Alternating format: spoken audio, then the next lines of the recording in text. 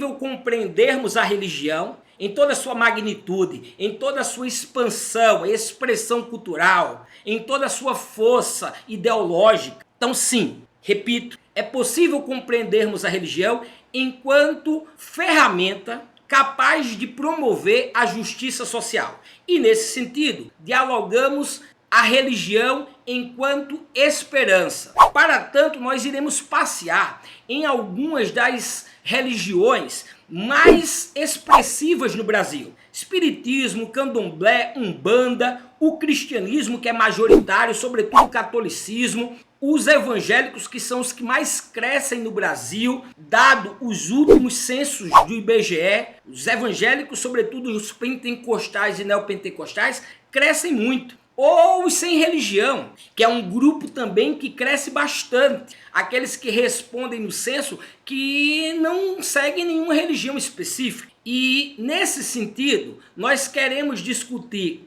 a esperança em cada religião dessa, em cada perspectiva desse fiel religioso, dessa vivência religiosa dos fiéis e da religião em si. Quando eu digo religião em si, dá uma pausa, vamos abrir um parênteses. Tem um debate que principia qualquer outra questão aqui. Um debate que precisa ser feito a priori, que nós precisamos minimamente discuti-lo aqui, que é o que é religião e o que é religiosidade. Em alguns momentos aqui vocês vão me ouvir falar assim, seja na religião ou na religiosidade. Por quê? Para registrar, para demarcar que são conceitos, termos diferentes. Infelizmente eu não tenho tempo de dar essa aula aqui, mas te convido aí no nosso canal e assistir, por exemplo, a aula que eu explico a diferença entre religião e religiosidade. É um vídeo até curto, mas assim, para adiantar um pouco aqui, quando a gente fala em religião, estamos falando na religião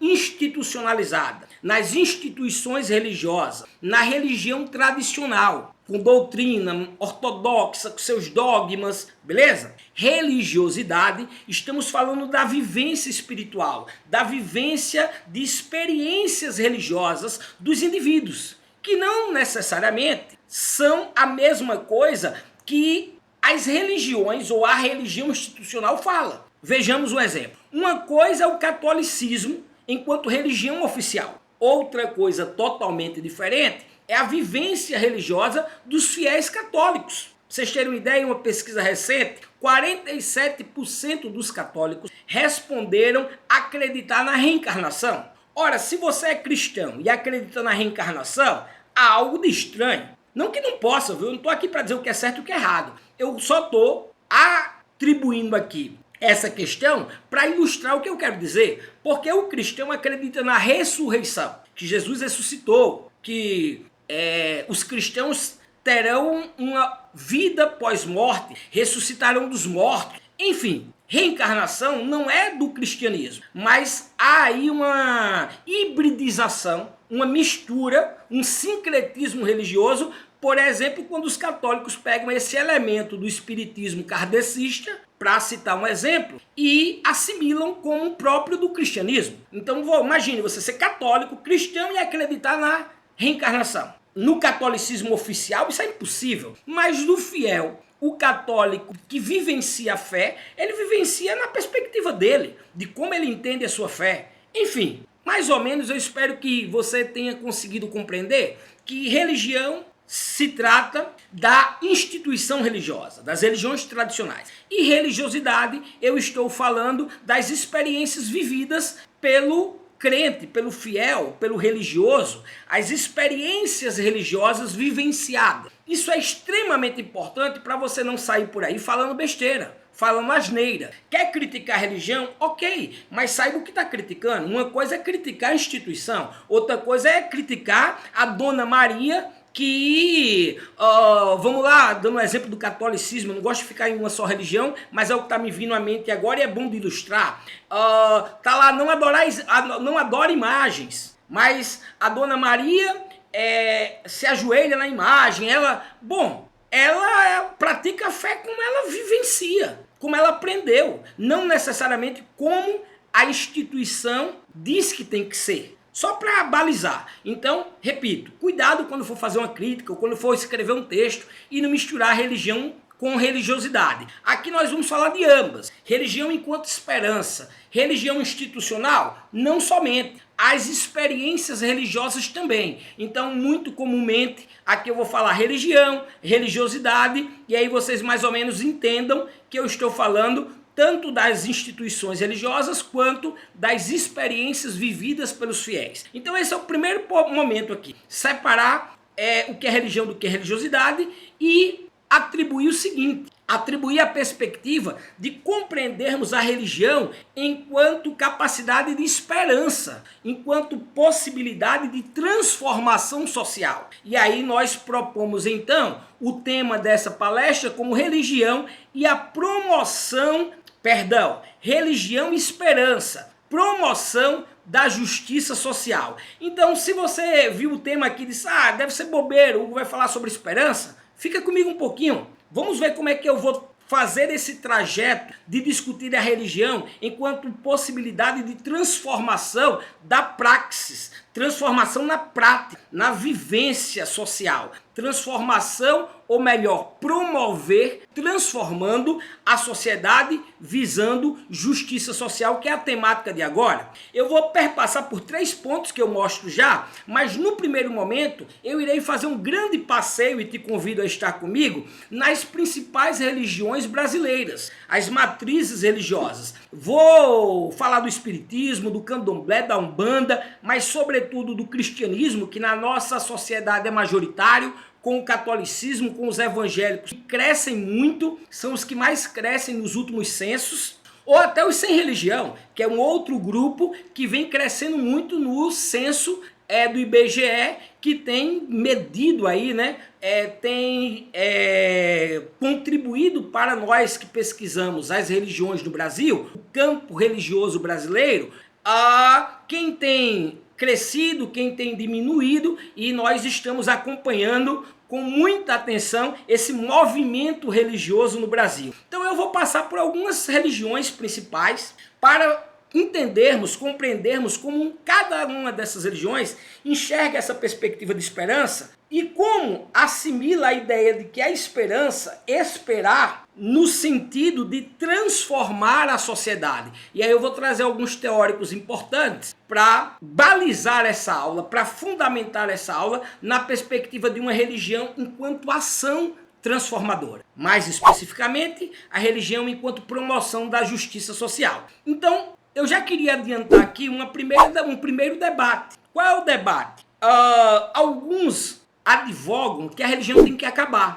Eu tenho um vídeo também no meu canal sobre a religião deve acabar. Por quê? Eu discuto com essa turma que diz que a religião tem que acabar. Eu fico muito tentado a fazer esse debate aqui, mas não vou, porque o foco desse vídeo é outro. Quem quiser assistir essa temática, vai lá no nosso vídeo, lá no nosso canal. Então, retomando, mas por que então eu estou falando isso? Porque uns advogam que a religião tem que acabar, compreendendo a religião só como alienação, como ferramenta ideológica dos grupos que dominam. E eu não vou dizer que isso é errado. Muito pelo contrário, a religião também é alienante. O próprio Peter Berg, grande sociólogo das ciências da religião, em Dossel Sagrado, seu livro, ele afirma que a religião é alienação. E eu não questiono isso, não. Concordo com Berg, concordo com os críticos da religião. Só que o Berg apresenta em O Dossel Sagrado, e nós queremos debater aqui também nesse sentido, a religião enquanto capacidade de libertação, enquanto capacidade de transformação da sociedade. Neste caso, embora fique repetitivo, na perspectiva de promover justiça social. A religião enquanto ferramenta de libertação, ferramenta de transformação, ferramenta de mudança na sociedade, que interfere, que intervém na prática social, a partir do discurso religioso. E aí eu vou, num segundo momento, falei que ia passear pelas diversas religiões, e depois a gente vai historicamente analisar essa religião atuando na prática social, na praxis. Como recurso histórico, nós iremos demonstrar como a religião, por diversas vezes, foi ferramenta de transformação social. Repito, a religião não pode ser compreendida sobre um único ângulo, uma única lente, como alienação, ferramenta ideológica dos poderosos, e esquecer que a religião também tem a sua capacidade de fortificar, de aguçar a luta, a transformação social. Mas vamos com calma que nos exemplos isso vai ficar mais claro. Então esse debate é o que nos espera também. A manutenção da religião enquanto possibilidade de transformação e não somente de alienação. Então repito, religião e esperança, promoção da justiça social. Aqui começa essa nossa palestra. Aqui está iniciando a nossa palestra hoje. A nossa palestra perpassa por 3 momentos principais. Primeiro, como eu havia antecipado, nós discutiremos a esperança como categoria teológica, filosófica e política, e para tanto eu irei demonstrar essa esperança nos diversos credos religiosos. Não sei se você sabe o que a esperança tem enquanto simbologia ou significado para o seu credo religioso, mas a gente vai debater aqui. No segundo momento, a religião enquanto agente histórico de transformação e de contradição social. Logicamente, como eu me referi há pouco, a religião é também alienação. Ela tem sua contradição social. E eu não vou aqui colocar para debaixo do tapete essa problemática. Muito pelo contrário, nós queremos discutir e queremos compreender, sim, a religião enquanto ferramenta ideológica dos grupos que dominam, ferramenta ideológica para oprimir, para a manutenção do status quo, mas relevarmos a religião também enquanto capacidade de transformação e de promoção da justiça social, como uma ferramenta também de luta por libertação, de luta por justiça social, de luta contra o status quo, de luta por mudança social. Aí eu retomo ao Peter Berg, que eu falei há pouco no início da aula. O Peter Berg, por exemplo, no Dossel Sagrado, quando ele disse que a religião é alienante, ele também diz que ela é a maior ferramenta, a maior construção humana de combate à anomia. O que é anomia? O caos, a completa falta de sentido. Nós, enquanto seres humanos, e aí eu bebo muito na psicanálise, quem me conhece ou conhece os meus textos, basta botar aí no Google, Hugo Brandão, PDF, que vai aparecer alguns textos. Eu tenho alguns textos refletindo a religião a partir de uma perspectiva psicanalítica. Então, por exemplo, eu não vou falar muito sobre psicanálise aqui, mas na psicanálise nós temos o entendimento de que esses indivíduos, esses sujeitos, são levados ao progresso ou a avançar pelo sentimento de falta, uma necessidade de falta, já diria o Lacan. Eu terei aqui uma cautela de não me aprofundar em Lacan e beirar a superficialidade, porque senão eu vou me empolgar muito para falar de psicanálise, e aí beira a superficialidade, porque em palestra curta de um tema específico sempre vai ficar lacunas, e aqui vai ser uma lacuna. Então eu convido a ler os meus textos, a assistir os meus outros vídeos no canal, porque por hora eu só irei discutir que na psicanálise, por exemplo, nós discutimos essa necessidade de buscar sempre mais, de estar sempre procurando algo a mais, essa necessidade, essa sensação de falta, essa busca. Então na psicanálise, essa busca para satisfazer as necessidades do eu, para responder essa sensação de que algo está me faltando, essa incompletude, essa sensação de falta, de que algo está nos faltando, é o que nós iremos superficialmente aqui, perdoe-me, discutir enquanto busca por sentido, por significado, por dar sentido à minha existência, ao real, à minha existência no mundo, à minha identidade, ao processo de subjetivação ou de identificação. Em suma, essa busca por sentido, segundo Peter Berg, que é um sociólogo no Dossel Sagrado, vai ser justamente a religião que vai suprir. Por quê? Porque a religião dota de significado a vida. Se nós temos uma arma contra a anomia, contra a completa falta de sentido, contra a completa existência de caos, é a religião, enquanto, repito, capacidade de dotar de significado a realidade humana, a existência humana, o que Peter Berg chama de dossel sagrado. Avançamos um pouco, não está entendendo não? Calma, volta aqui comigo e vamos voltar para os slides. Mas basicamente o que eu quero dizer é que a religião pode sim ser vista enquanto alienante, enquanto base ideológica de opressões, de domínio, de manutenção de poder, de status quo, mas também é essa ferramenta ideológica de sentido ou de dotar de sentido e significado a realidade humana, de combate à anomia, de nos mantermos sempre com uma capacidade de significar nossas realidades e não nos entregarmos ao abismo da falta de sentido, o que nós chamamos de anomia. Então a religião também tem essa questão muito favorável à sua defesa, muito importante, que seria dotar a vida das pessoas de sentido, como também eu quero enfatizar outra questão de importância da religião, de capacidade de transformar a sociedade, capacidade de mudar a sociedade. Beleza? Então, no terceiro momento, nós falaremos sobre os caminhos contemporâneos para uma religiosidade comprometida com a justiça social. Nesse sentido, eu serei um pouco mais breve, farei mais uma leitura comunicativa, numa perspectiva de instigar o diálogo, instigar a reflexão, do que propriamente informativa, do que propriamente teórica. Espero que vocês me acompanhem até o final para a gente fazer esse percurso teórico, esse percurso acadêmico. Então, no primeiro momento, nós discutiremos a esperança mais que um sentimento. Vejamos, na cultura popular, a esperança é muitas vezes reduzida a uma espécie de otimismo subjetivo, uma expectativa de que as coisas vão melhorar. Mas, no pensamento filosófico e mesmo teológico, a esperança é algo mais profundo. É uma força estruturante da ação, uma disposição ativa voltada ao porvir, especialmente quando esse porvir é desejado, mas ainda inalcançado. Eu não sei se seria um dia alcançado,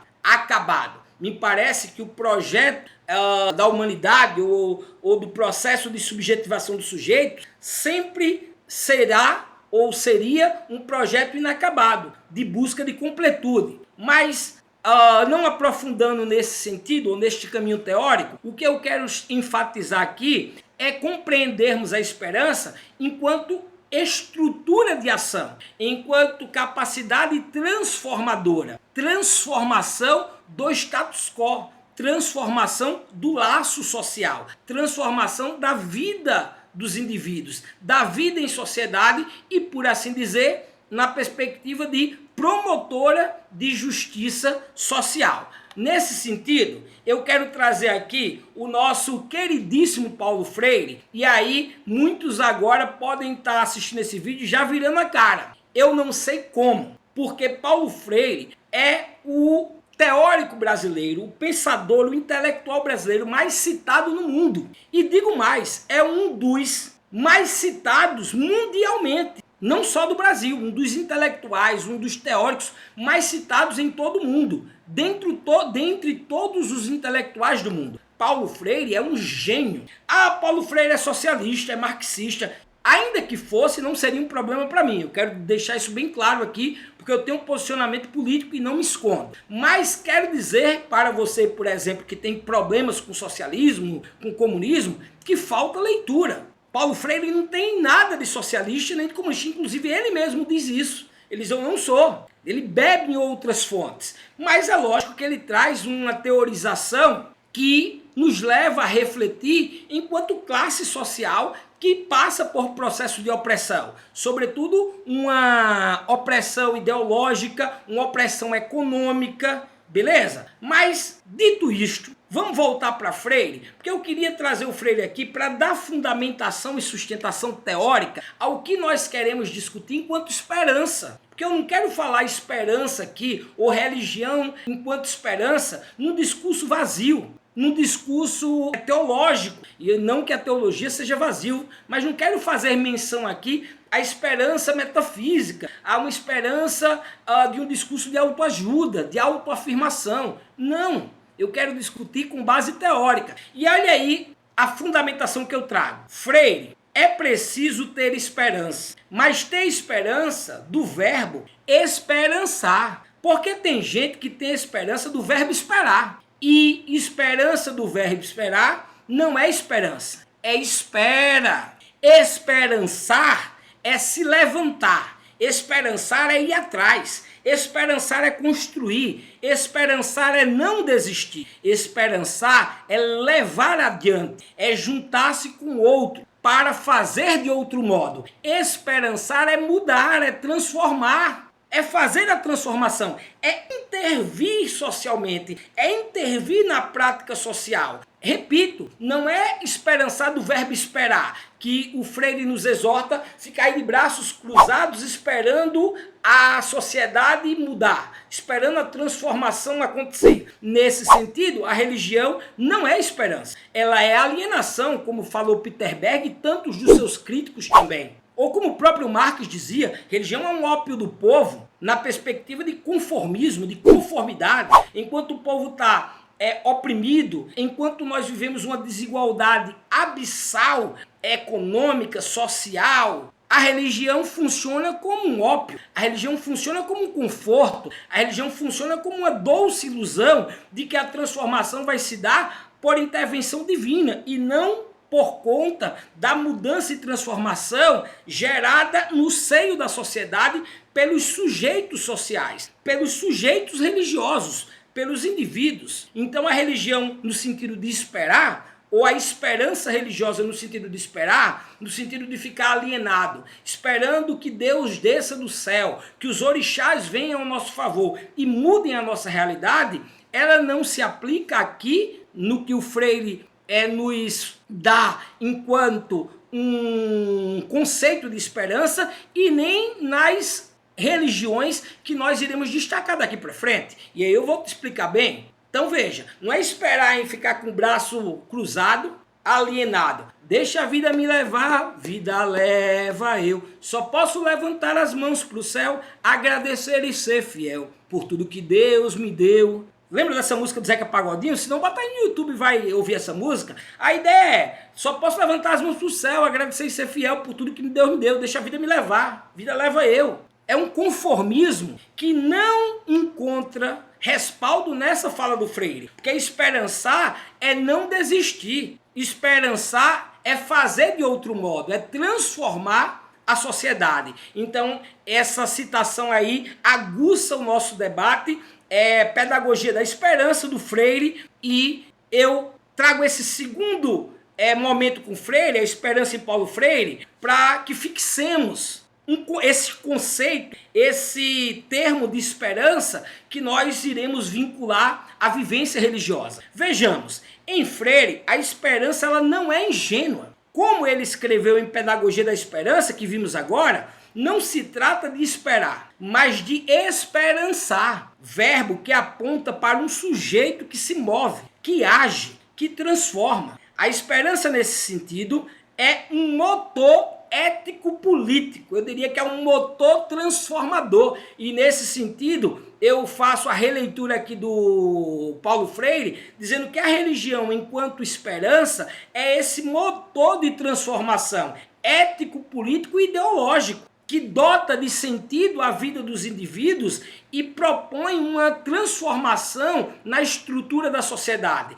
com promoção da justiça social. Vejamos, é aquilo que sustenta a luta por um mundo mais justo, menos diante das evidências do contrário. Então a esperança, e inclusive a esperança religiosa, ela visa ou sustenta a luta por um mundo mais justo, um mundo com justiça social. Então, eu inicio essa minha fala, inicio essa nossa palestra, trazendo um respaldo teórico do Paulo Freire, ninguém melhor, para discutir o termo esperança.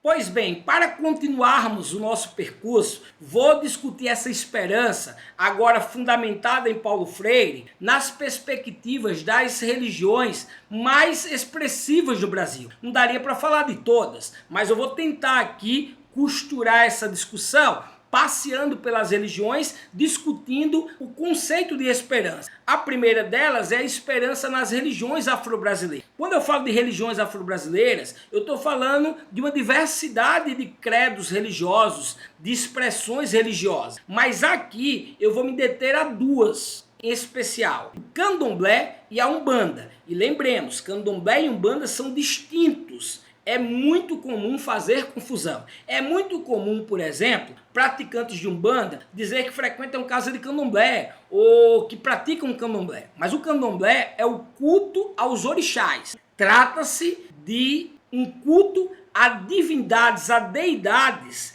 trazidas da África, trazidas pelos escravos, os povos africanos que foram escravizados e trazidos aqui para o Brasil. E aí eu estou falando de Ansan, Exu, Olorum, Ogum e tantas outras. Já a Umbanda também tem o culto aos orixás, mas é mais hibridizada, é mais sincrética. O que é o sincretismo? É a mistura de diversas práticas religiosas. Por exemplo, você vai ter a cartomancia, você vai ter o tarô, bola de cristal, tem casa de umbanda que é quase uma mesa branca só, bebe muito do espiritismo, kardecista. Então assim, cada terreiro ou casa de umbanda, você vai encontrar sincretismo religioso muito grande e divergências ou diferenças entre elas. No candomblé não, como é o culto aos orixás, por exemplo, você não pode pensar no culto a divindades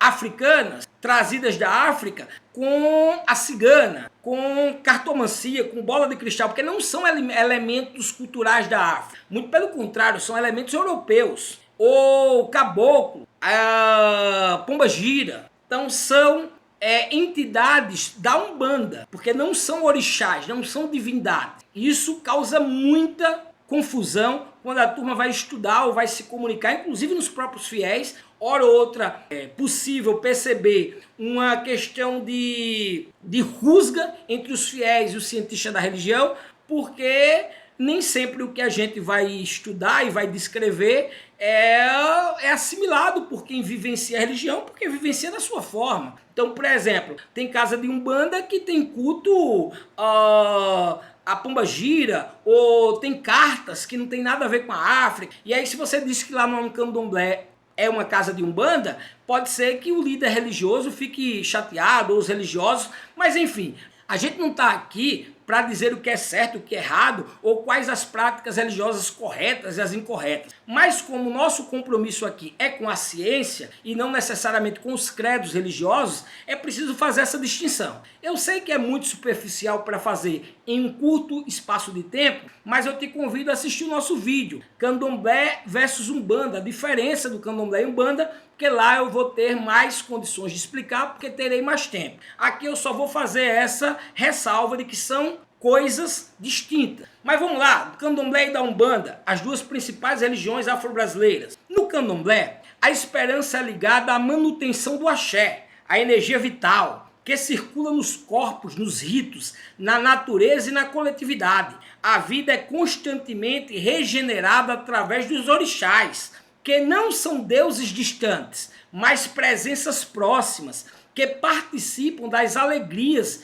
e do sofrimento do povo. A esperança aqui se manifesta no culto, na música, na dança, na cura e na resistência cultural. Então, nas experiências religiosas afro-brasileiras, a perspectiva da esperança está no tempo presente. Ela não está no tempo futuro, nem no passado. Vejamos, as religiões abrâmicas, por exemplo, descendentes de Abraão, o judaísmo, o cristianismo, o islamismo, eles vivem em um tempo futuro. Por exemplo, a espera do Messias, a espera da salvação, o paraíso que será pós-vida. No candomblé, a esperança ela está no tempo presente, está no momento do culto, está nas expressões religiosas, na vivência religiosa do aqui, do agora, no toque dos atabaques, nas suas danças, nos seus ritos, nos seus interditos. É uma esperança vivenciada, vivida no agora, que busca alterar e transformar o hoje, o presente, o imediato. Beleza? Já na Umbanda, por sua vez,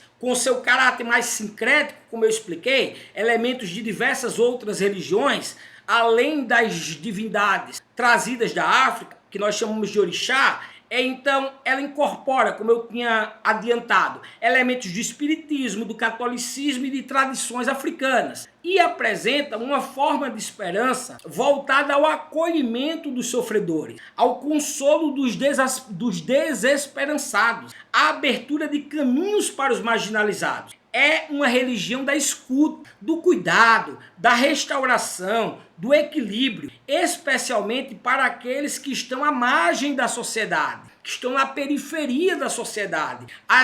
Toda a comunidade LGBTQIA+,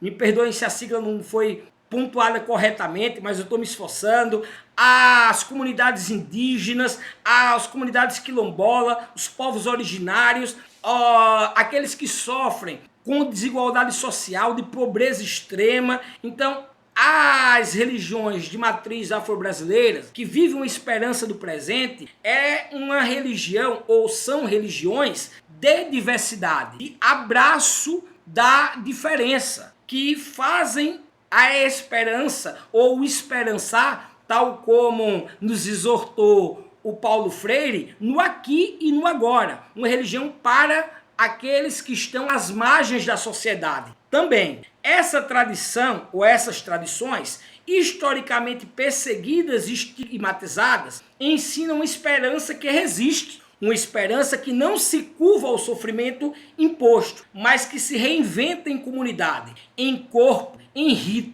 Como bem disse o teólogo afro-brasileiro Clóvis de Moura, o terreiro é também um quilombo espiritual, um espaço de reconstrução subjetiva, cultural e política. A esperança aqui é decolonial. Quando a gente fala de decolonial, é numa perspectiva de transformar, de alterar, de tomarmos posse de novo de uma nova epistemologia, de pensarmos a nossa história, de pensarmos ou reformularmos o ser, o saber, o fazer. É romper com a perspectiva eurocêntrica que nos foi imposta, sobretudo quando falamos de tradições religiosas. Como foram atacadas, como foram estigmatizadas, como foram perseguidas as religiões afro-brasileiras. Por isso que eu adianto aqui em falar o seguinte: quando nós falamos de religiões afro-brasileiras e esperança, nós queremos usar uma outra palavra de destaque: resistência. A esperança na perspectiva afro-brasileira religiosa é resistência, é uma esperança do aqui, do agora, dos povos marginalizados e periferizados que resistem contra toda a opressão. Vale salientar, por exemplo, que nos dados do IBGE de 2010, ali que foi lançado em 2012, muitos dos cientistas da religião esperavam um crescimento do candomblé e da umbanda, porque são práticas religiosas plurais, da diversidade, e que dialogam muito com o indivíduo contemporâneo, com o mundo atual. Mas o que ocorreu foi o contrário: caiu o número de adeptos. E diga-se de passagem,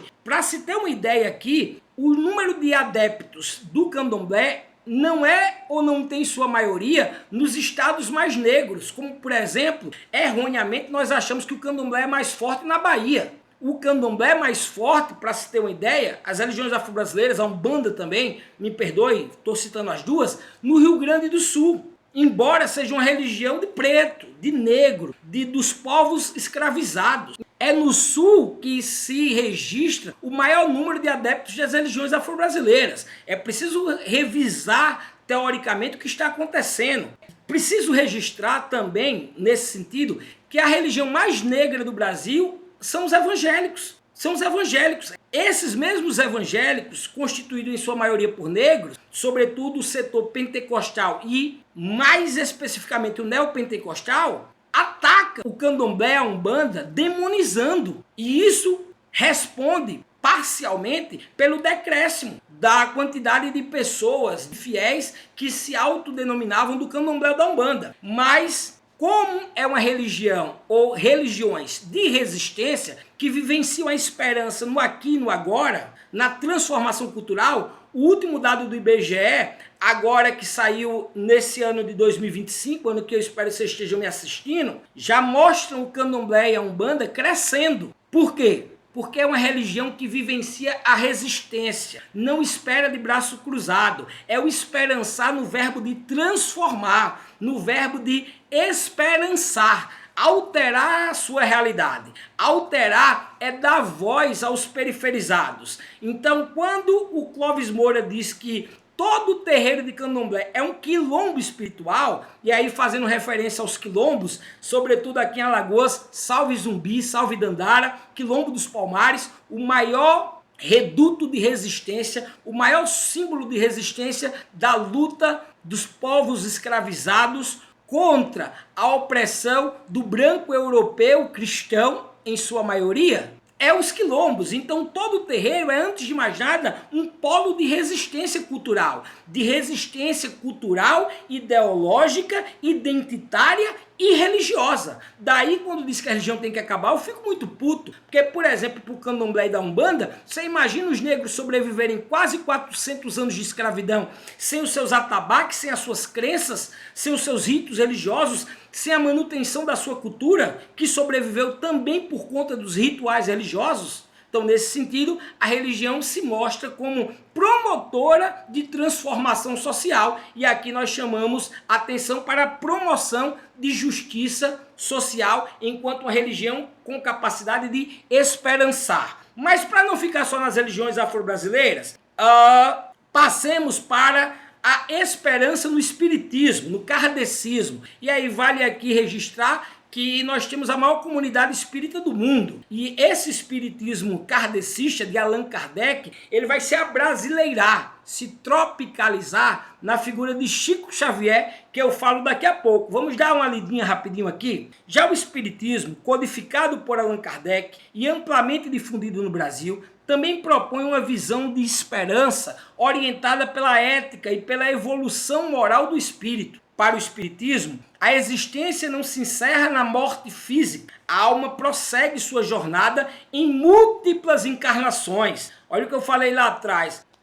O espiritismo defende ou acredita na reencarnação, diferentemente dos cristãos que acreditam na ressurreição. Então, retomando, a alma prossegue sua jornada em múltiplas encarnações, aprendendo, reparando erros, ampliando sua consciência. A esperança está, portanto, no progresso individual e coletivo dos espíritos. Um progresso que é lento, mas contínuo, e que depende do cultivo do amor, da caridade e da justiça. Na prática espírita, encontramos uma valorização intensa da solidariedade, seja através de atendimentos espirituais, seja por meio de ações sociais. Essa esperança não é ingênua nem passiva. Ela implica responsabilidade. Cada pessoa é chamada a contribuir para o bem comum, em nome de um futuro melhor, nesta vida e nas próximas. Percebam, não se trata de uma esperança ingênua, de uma esperança passiva, de braços cruzados, de espera, como nos alertou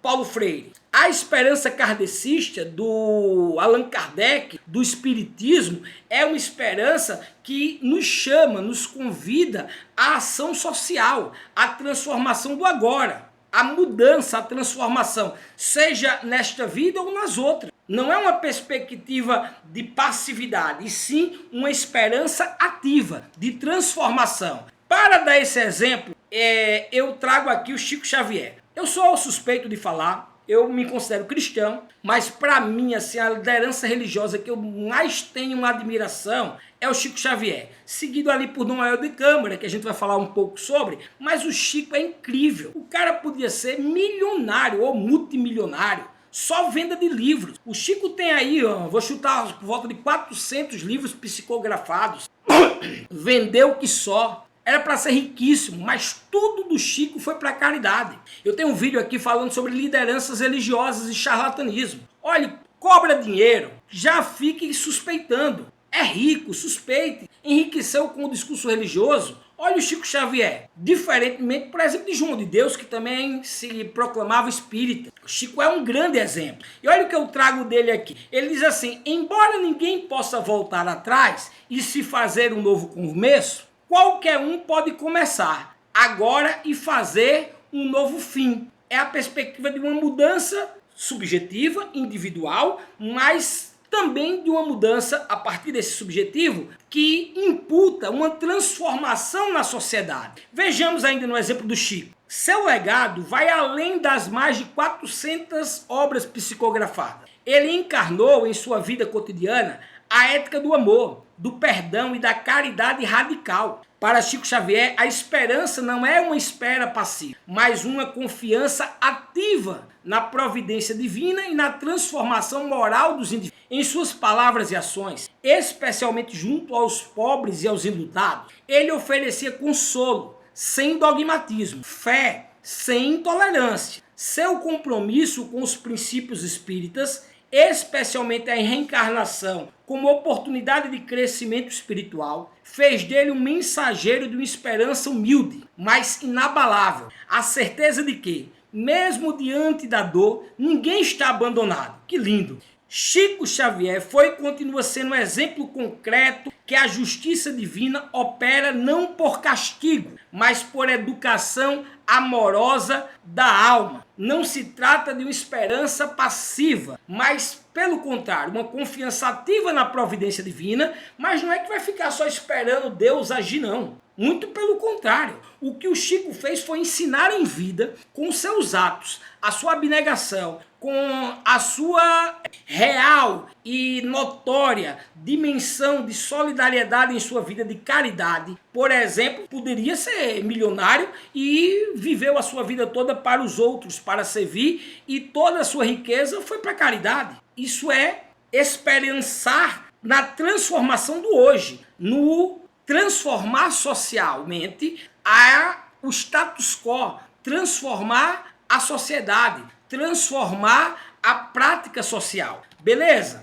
Então vamos lá para fechar nas majoritárias, que é a esperança nas religiões abraâmicas. Não dava para deixar de falar do cristianismo, por exemplo, que é a religião majoritária no mundo e no Brasil, sobretudo a partir do catolicismo, e agora crescendo muito os evangélicos, sejam pentecostais, neopentecostais, os históricos. Abraâmicas, galera, quem não sabe, é as religiões messiânicas, que esperam Messias. Abraâmicas aqui é porque Deus falou com Abraão, e desse tronco surgem as outras religiões, como o cristianismo e o islamismo. Quem entendeu que Jesus era o Messias, deixou de ser judeu e virou cristão. Os judeus ainda estão esperando a vinda do Messias.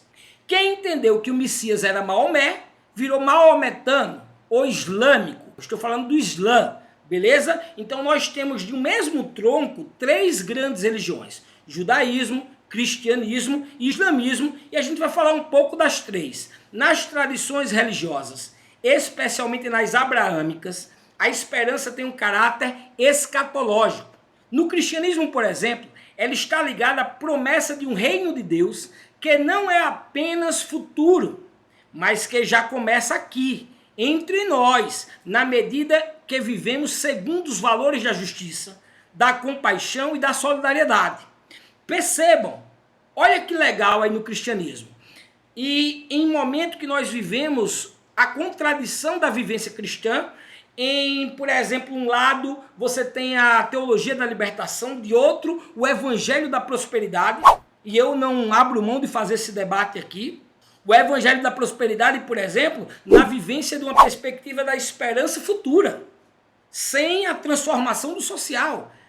A teologia da libertação pensando o evangelho ou pensando o cristianismo voltado para os pobres, numa interpretação de um Jesus para os pobres, para aqueles da periferia, na perspectiva de transformar a sociedade, na perspectiva de promover justiça social. Então é importante atribuir ao cristianismo não a esperança que visa o reino de Deus lá no futuro, mas o reino de Deus vivenciado aqui, agora. Um comprometimento com o reino de Deus para o hoje, para os que estão sofrendo, para os que estão enlutados, para os que sofrem opressão. É uma busca de reino de Deus vivenciada aqui. E aí eu não vou ser biblista aqui, mas você não teria dificuldade de encontrar, por exemplo, não seria muito difícil de nos fundamentarmos biblicamente, por exemplo, quando Jesus faz defesa do reino de Deus aqui, agora, para lutarmos pelo reino de Deus, já nesse momento, enquanto transformação da sociedade. Vejamos no judaísmo, encontramos a esperança como resistência também. Pensemos no povo hebreu, no exílio, ou nos salmos que clamam por libertação. Quando a gente fala nos hebreus, ou quando a gente fala nos abraâmicos, é difícil a gente lembrar que o povo, os judeus, foram durante muito tempo escravizados, os hebreus. E os salmos, por exemplo, são cânticos. Os cânticos da Bíblia é o povo tentando consolar, tentando se consolar, tentando buscar esse elo consagrado para dotar de significado suas realidades, para resistir àquela condição. E aí a gente podia passar aqui também rapidamente pela questão do Holocausto, toda a perseguição aos judeus, ao povo israelita, enfim, é uma pena que hoje nós tenhamos Israel, por exemplo, e eu preciso fazer esse parênteses aqui, criminosamente atacando os palestinos, crianças, mulheres, idosos, de forma tão cruel, de forma tão asquerosa. Mas fecho parênteses aqui para não estender muito na questão política, mas abro esse registro para pontuar politicamente o que compreendo ser um genocídio do povo palestino. Mas não foi sempre assim. Os judeus, os hebreus, os israelitas foram durante muito tempo também escravizados e a religião, a esperança do povo judeu contribuiu para que resistissem aos períodos de escravidão, ao período mais recente aí na Segunda Guerra Mundial de perseguição por parte dos nazistas.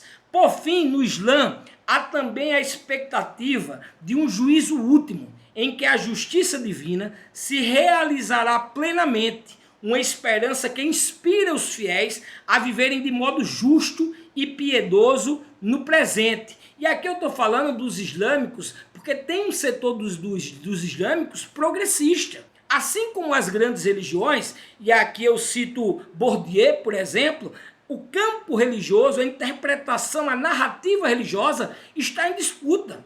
Não dá para a gente pensar o Islã só do ponto de vista da intolerância religiosa, do ponto de vista da leitura dos europeus ou dos norte-americanos, dos Estados Unidos, como sendo todos terroristas. Muito pelo contrário, nós temos setores progressistas e que estão em debate, que estão em disputa, como, por exemplo, as conquistas recentes das mulheres na religiosidade, na religião islâmica, que a duras penas vem travando essa batalha para conquistar maiores espaços, maior igualdade. Então, sim, também podemos usar o Islã como pretensão de discutirmos a esperança religiosa enquanto promoção de ação social. Beleza? Finalmente chegamos no nosso segundo ponto dessa nossa trajetória da palestra de hoje, que é a religião, poder simbólico e força social. Para entender o papel da religião na promoção da justiça social,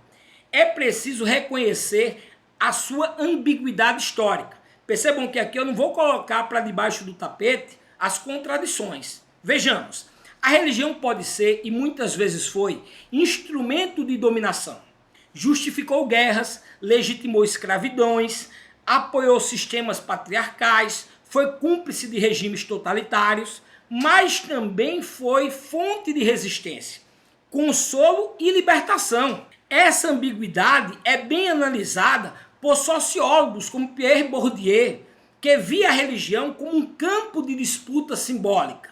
Falei anteriormente. E por Peter Berg, que eu também tenho citado ao decorrer dessa fala, dessa palestra. Sociólogo que via a religião também como alienação, capaz de orientar inteiramente a vida de um sujeito.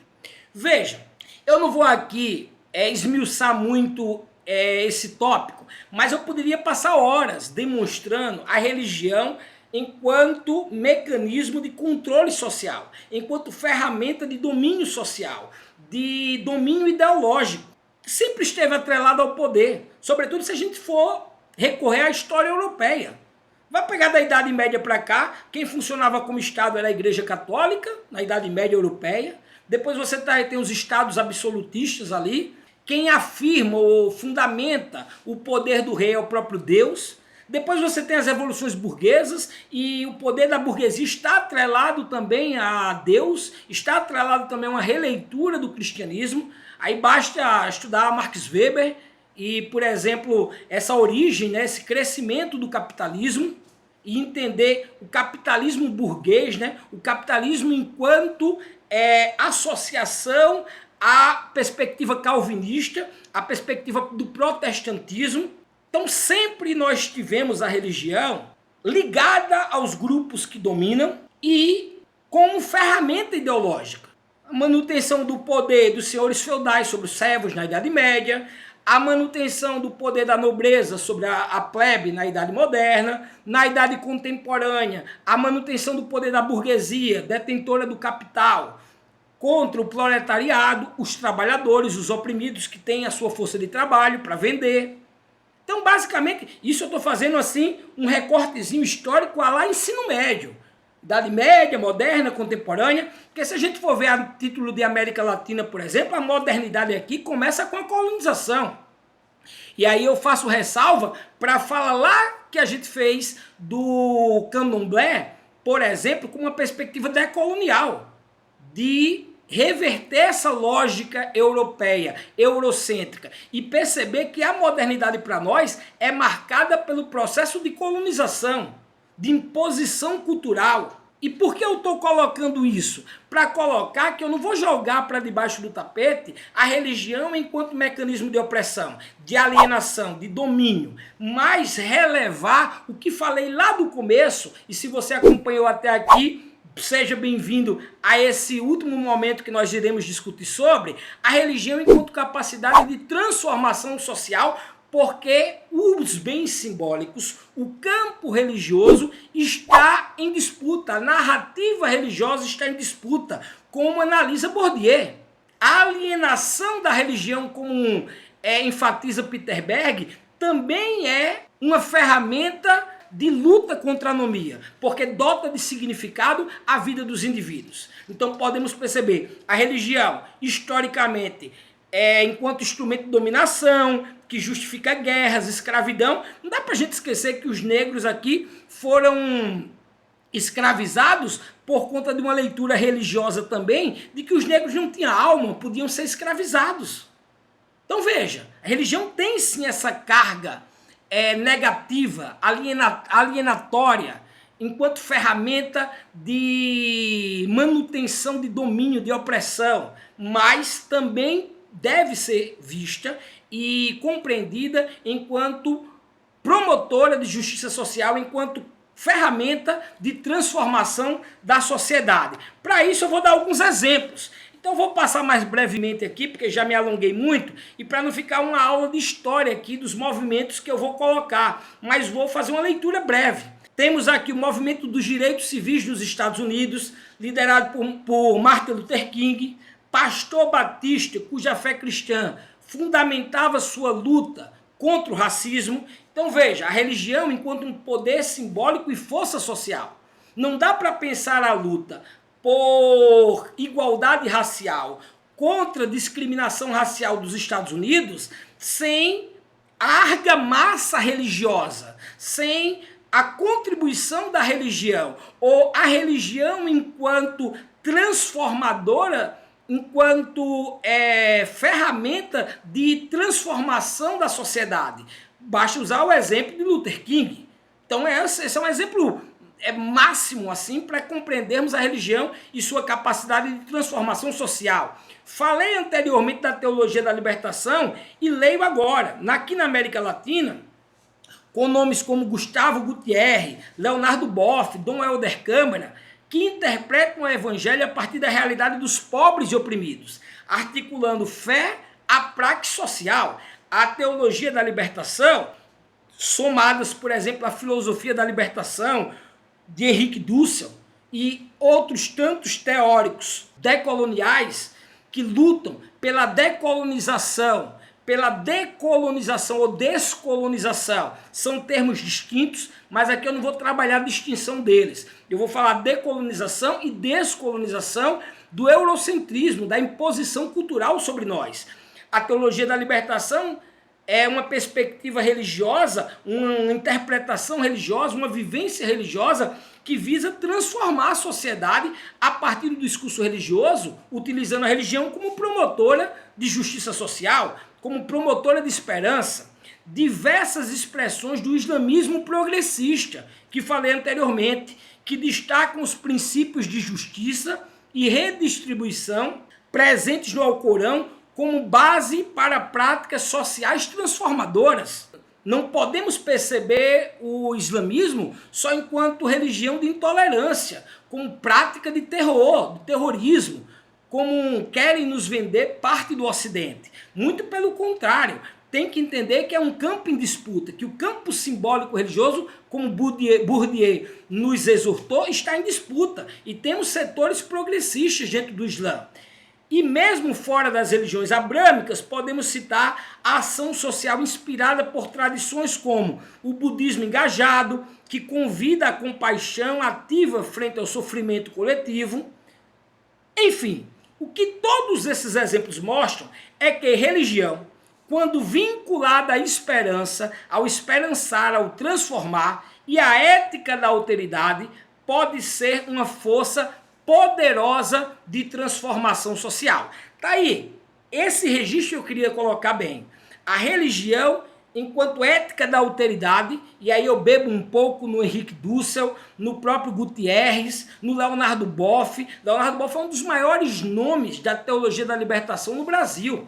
Eu fiquei até meio descontente com o Boff, porque o Boff, por exemplo, ele passou a estudar muito, a entrar muito numa questão de ecologia.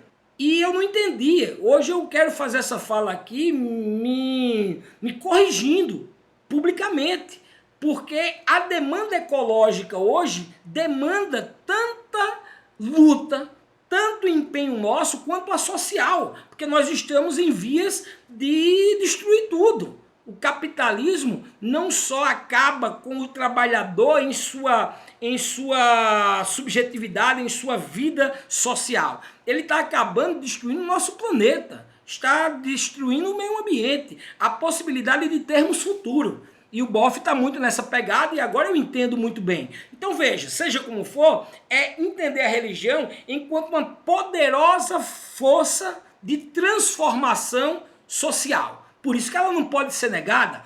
Imaginemos pensar uma revolução sem os cristãos, negando o cristianismo, por exemplo. Como é possível? Precisamos discutir com os cristãos, entender a crença dos cristãos e de todas as outras religiões e convidá-los a participar dessa transformação, dessa mudança social. Bom, por fim, para finalizar, o nosso terceiro momento, que seria justiça social e religiosidade no século XXI. Aqui eu te convido a uma breve leitura reflexiva, vou explicar pouco, já tardei até aqui, mas para discutirmos os desafios, as possibilidades de compreendermos a religião enquanto esperança, enquanto transformação, enquanto promoção de justiça social. Chegamos então ao nosso tempo. Um tempo marcado por desigualdades gritantes, por crises ambientais, por polarizações extremas e pelo esvaziamento de sentidos coletivos. E aqui eu gostaria de ter uma aula só sobre esse esvaziamento de sentidos. Lembra do Peter Berg? A busca de sentido do indivíduo. Eu falei do Lacan e do Freud lá no comecinho, de repente você pode não ter entendido. Está aqui. Existe um esvaziamento de sentido. Aí vem o risco da anomia. A falta, a ausência completa de sentido. A religião é uma poderosa ferramenta de combate à anomia, de possibilitar sentido, significado à vida dos indivíduos. Enfim, nessa paisagem, a relação entre religião, esperança e justiça social adquire novos contornos e desafios. Eu, por exemplo, discuto muito pós-modernidade. Você não é obrigado a discutir pós-modernidade. Muito menos é sabido, é inteligente da sua parte achar que quem estuda pós-modernidade é pós-moderno. Eu não sou pós-moderno. Inclusive, o último texto meu trata-se da transmodernidade. Eu entendo, a partir da leitura do Henrique Dussel, que a pós-modernidade é eurocêntrica. Ela não é uma alternativa contra a crise da modernidade. Para nós da América Latina, contra todo o processo de colonização. Muito pelo contrário. Por isso que a proposta é uma transmodernidade. Mas não vou falar sobre isso não. Por que, Hugo, você está mencionando então?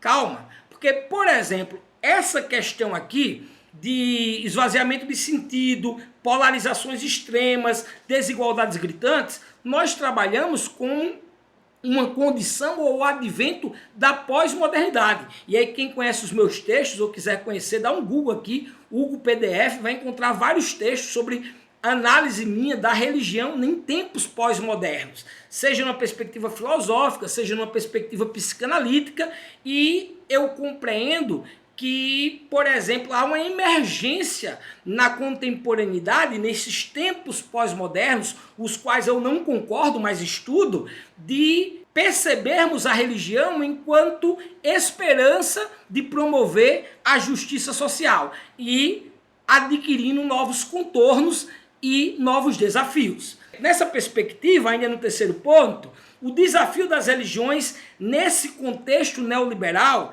é: vivemos em um mundo marcado pelo avanço do individualismo. Eu digo que na pós-modernidade, uma das principais características é o extremo individualismo.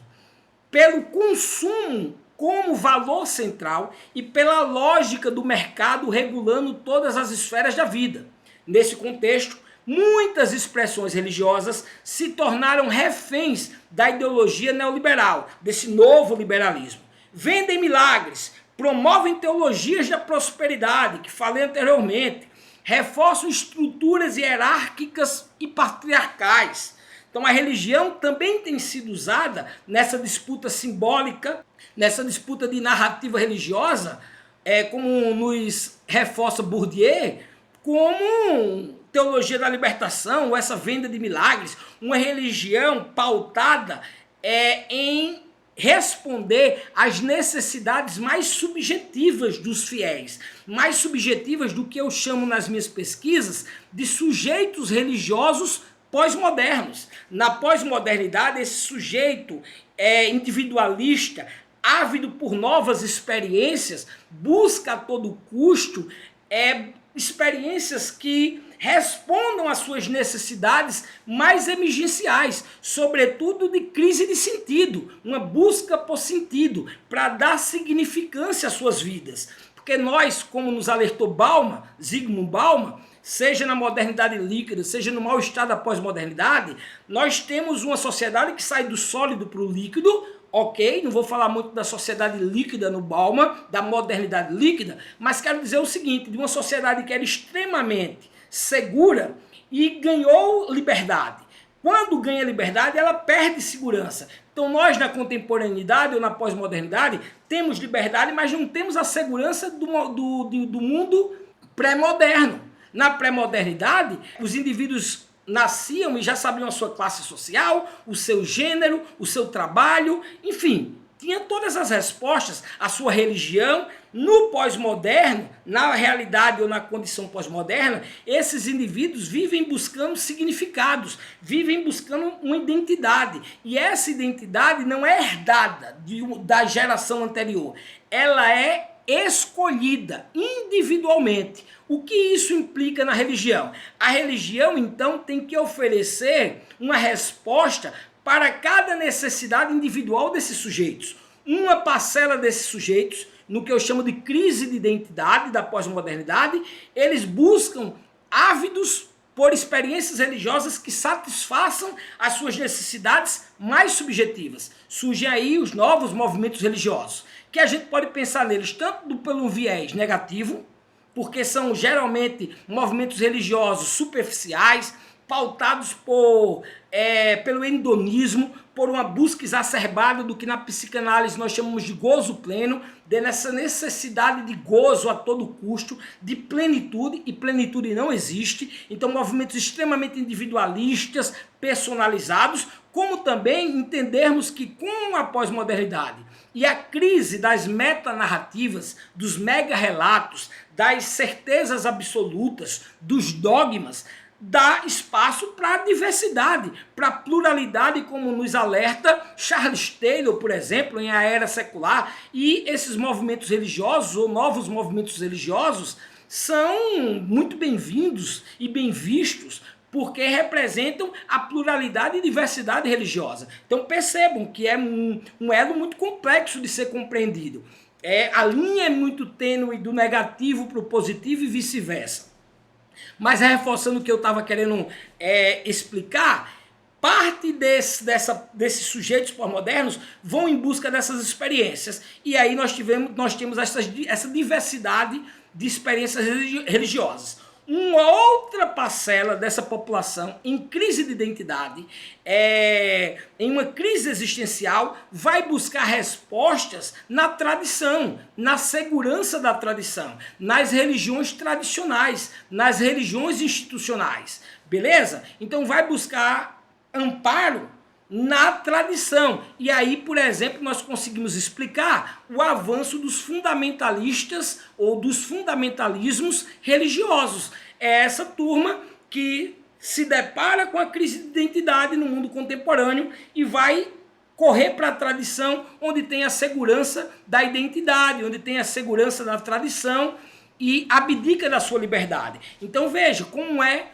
pantanoso e igualmente fabuloso esse contexto de pesquisa, de intervenção da religião no aqui, no agora, na promoção da justiça social. Vejamos, a religião pode ser tudo isso que eu falei, mas ela também é resistência. Movimentos de bases, comunidades religiosas, coletivos ecumênicos interreligiosos continuam a denunciar as injustiças do sistema, a acolher os marginalizados, a promover educação, saúde e moradia. Fazem isso não como caridade, mas como expressão da justiça, como resposta ética e espiritual à dignidade humana ferida. A religião, enquanto promotora de justiça social, enquanto promotora de transformação social, enquanto diversidade e pluralidade dos novos movimentos religiosos que podem agora se manifestar, que podem agora pensar as suas crenças a partir de sua análise própria e não de uma imposição de uma religião majoritária ou de uma sociedade que lhe obriga ou lhe doutrina desde os tempos primeiros a servir aquela doutrina, aquele dogma. Então veja, está aberto o espaço à disputa para as diversas narrativas e compreensões da religião em tempos neoliberais.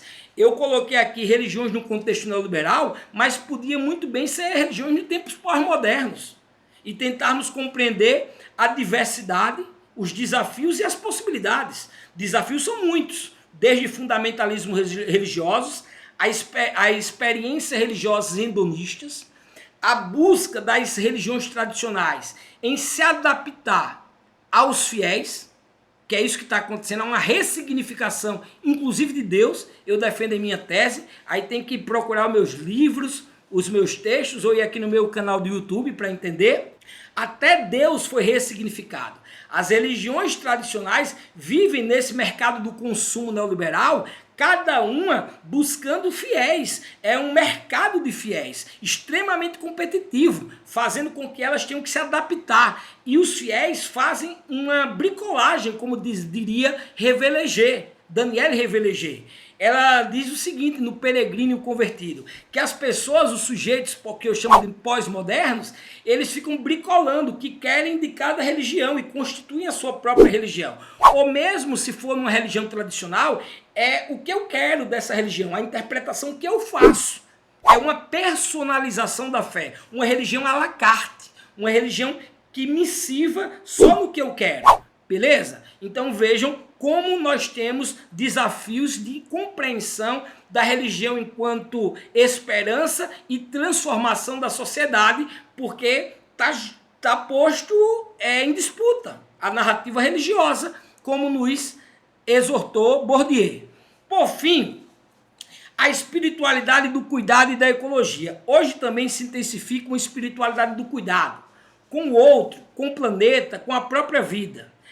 A encíclica do Papa Francisco é um exemplo marcante disso. Ela propõe uma ecologia integral que vincula o meio ambiente, justiça social e espiritualidade. O cuidado com a casa comum é apresentado como um imperativo ético e teológico. Eu tenho que trazer o Chicão aqui, né, que nos deixou recentemente. Foi um marco de transformação da sociedade, sobretudo eu falo aqui mais ligeiramente para os católicos, que são majoritários ainda no Brasil, e eu tenho que fazer esse recorte aqui. Então, uma religiosidade pensada no século XXI, enquanto promotora de justiça social, que tem que estar atrelada às questões ambientais.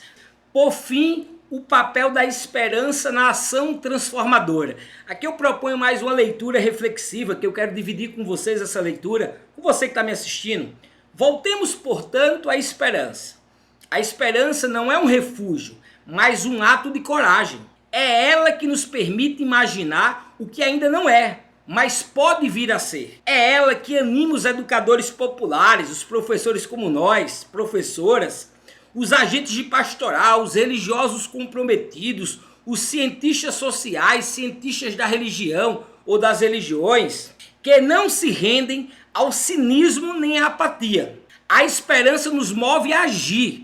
E onde há ação coletiva, há possibilidade de justiça. E nós entendemos a esperança religiosa enquanto, nesse sentido, promotora de justiça social. É autoexplicativo, eu me recuso a explicar esse parágrafo, mas eu queria trazer essa leitura reflexiva para que nós possamos juntos, eu e você, termos uma maior compreensão, delimitada nessa leitura como posta, que já falei autoexplicativa, para enfatizar essa função, esse papel da religião enquanto promotora de justiça social, enquanto possibilidade de transformação da sociedade. Beleza? Para ilustrar isso, eu quero mostrar uma frase apenas para a gente finalizar essa nossa palestra, e nada mais, nada menos do que Dom Helder Câmara. Dom Helder foi arcebispo de Olinda, Recife, é um símbolo da luta contra a ditadura militar no Brasil, logo, um símbolo, uma ilustração, um exemplo da religião enquanto ferramenta de transformar a sociedade, de transformar a vida dos indivíduos, de transformar a vida coletiva, de transformar o social. Então, eu não tentarei aqui me alongar muito em Dom Helder, porque assim como eu falei anteriormente, Chico Xavier, para mim, é uma das maiores lideranças espirituais do Brasil, junto com Dom Helder Câmara. Eles juntos são, para mim, aí é uma questão muito pessoal, as maiores lideranças religiosas que o Brasil já teve, que exemplificam bem, seja em Chico Xavier na questão da humildade, da caridade,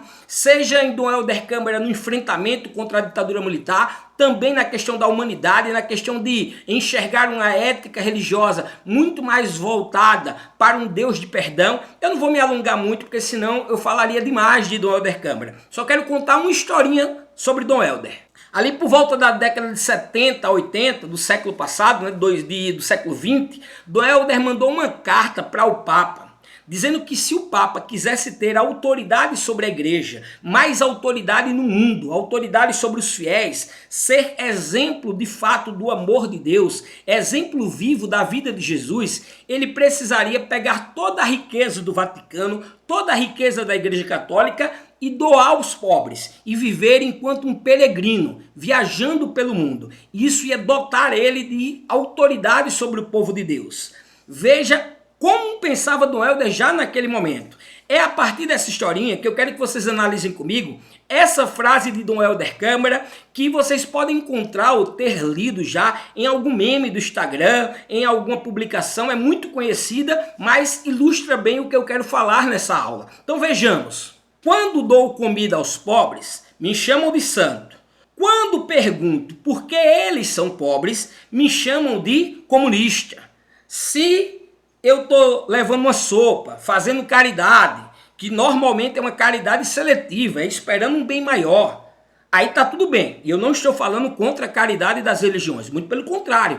Acho que simboliza o amor, acho que simboliza a solidariedade, então a caridade é muito bem-vinda. E é, inclusive, um ponto em comum com as diversas religiões e porque defendemos a religião. Essa perspectiva de provocar, de promover a solidariedade. Então não estou falando contra, mas quero dizer que até o momento da caridade, no qual eu dou o peixe, mas não ensino a pescar, vou lá só entregar comida, por exemplo, numa perspectiva conformista, numa perspectiva que não muda ou não altera a sociedade, a vida dos indivíduos, porque entregando ali, olha, eu estou lhe entregando a comida, mas não vou te ensinar o peixe, não vai a pescar, né? Não vou ensinar a pescar o peixe, não tem mudança social.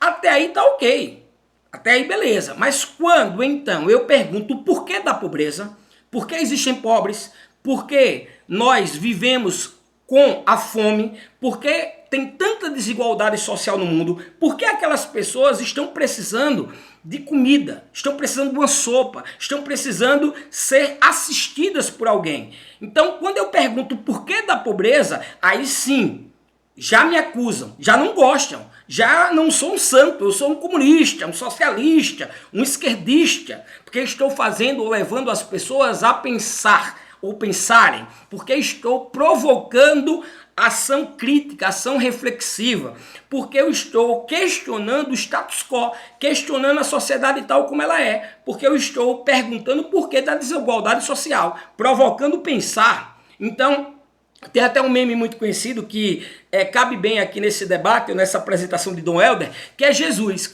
Se Jesus voltasse hoje e dividisse o pão, e dividisse o peixe, e quando perguntassem a Jesus o que é que eu faço para lhe seguir, ele basta dar toda a sua riqueza para a caridade, para os pobres e venha comigo. Se você tem 2 camisas, se você tem 2 túnicas, 2 vestimentas, dá uma para quem precisa mais. Aí, se Jesus estivesse hoje fazendo isso, como fez no passado, segundo os evangelhos, iam apontar o dedo para ele e dizer: comunista, esquerdista safado, você é um socialista. Então é um meme que ilustra bem isso.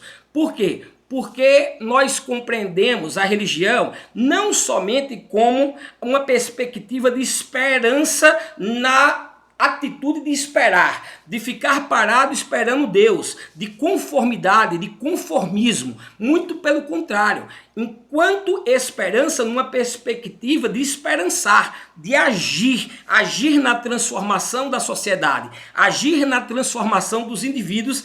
Então Dom Helder exemplifica bem isso, e aí eu vou ler com vocês o seguinte.